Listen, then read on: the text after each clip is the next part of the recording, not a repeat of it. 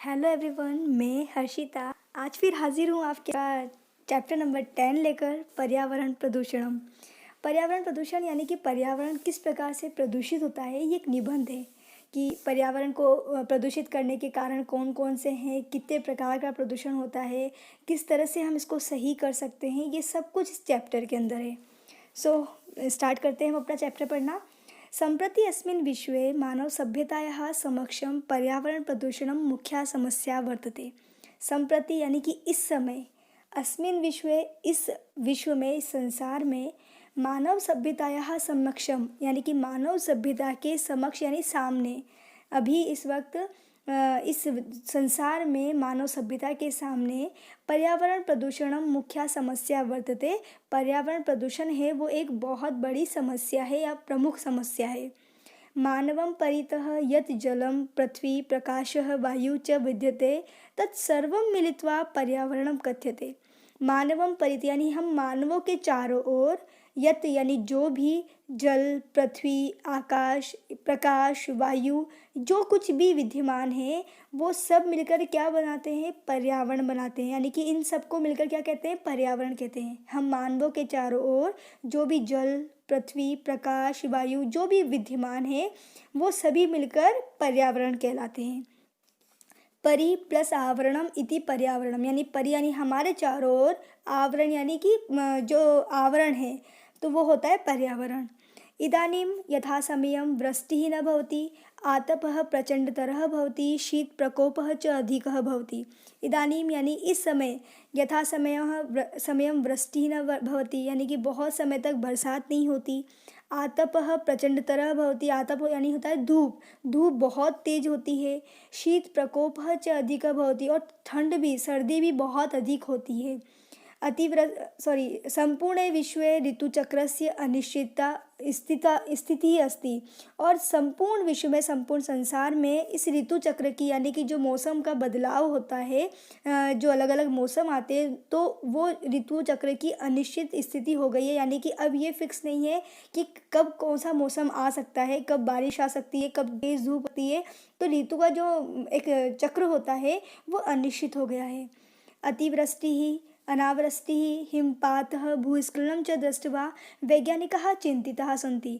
अतिवृष्टि यानी कि बहुत तेज बारिश होना, अनावृष्टि बिल्कुल बारिश नहीं होना, हिमपात यानी कि बर्फ़ गिरना, यानी भूस्खलन यानी चट्टानें खिसकना, इन सबको देख करके जो हमारे वैज्ञानिक हैं वो चिंतित हैं।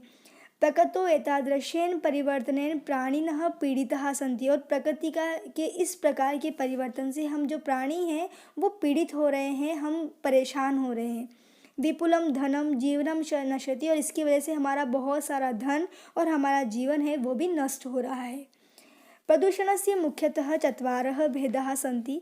प्रदूषण के मुख्य रूप से 4 भेद हैं: भूमि, वायु, जल और ध्वनि। यानी कि भूमि प्रदूषण, वायु प्रदूषण, जल प्रदूषण और ध्वनि प्रदूषण।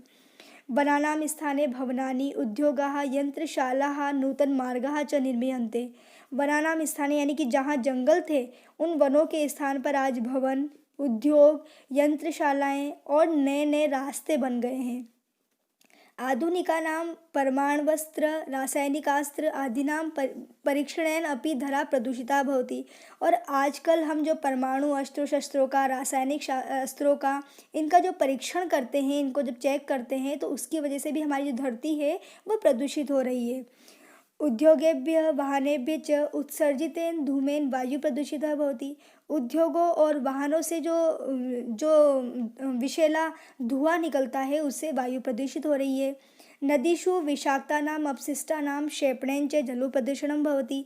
और नदियों के अंदर जो विषाक्त, जहरीला या अपशिष्टों को जो फेंकते हैं तो उससे जल प्रदूषण हो रहा है। यंत्राणां द्रुतगामिनां यानानां च कोलाहलेन ध्वनि प्रदूषिता भवति। और यंत्रों के यानी कि मशीनों के तेज चलने की वजह से, यानानाम यानी कि व्हीकल के, गाड़ियों की आवाज़ की वजह से ध्वनि प्रदूषिता भवति। हमारी ध्वनि है वो प्रदूषित हो रही है, यानी ध्वनि प्रदूषण हो रहा है उसकी वजह से।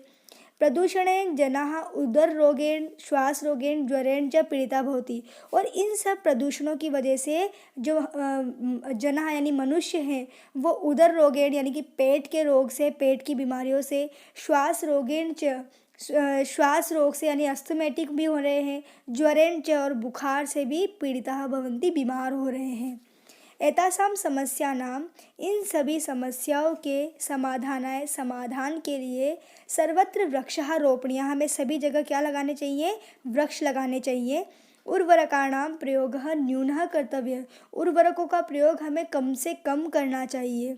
दूषित पदार्थानां क्षेपणम नदीषु न करणीयो, और जो दूषित पदार्थ यानी जो अपशिष्ट पदार्थ है जो नुकसान पहुँचाते हैं, उन पदार्थों को हमें नदी में नहीं फेंकना चाहिए। वनानां पर्वतानां च संरक्षणम करणीयम, वनों का और पर्वतों का हमें संरक्षण करना चाहिए यानी उन्हें बचाना चाहिए।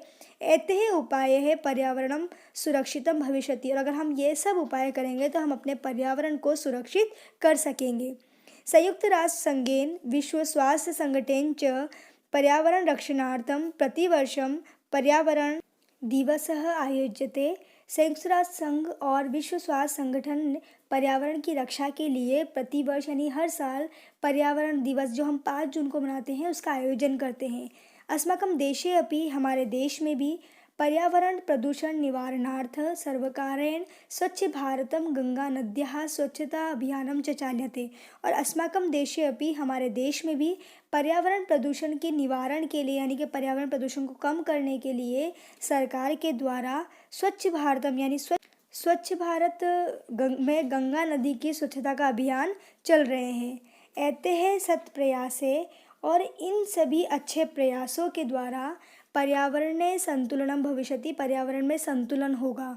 मानव सभ्यतायाः संरक्षणार्थ, मानव सभ्यता के संरक्षण के लिए स्वास्थ्य संवर्धनार्थं च, और स्वास्थ्य के संवर्धन के लिए यानी अपने स्वास्थ्य को मजबूत करने के लिए पर्यावरण संरक्षणम अनिवार्यम अस्ति, पर्यावरण संरक्षण अनिवार्य है।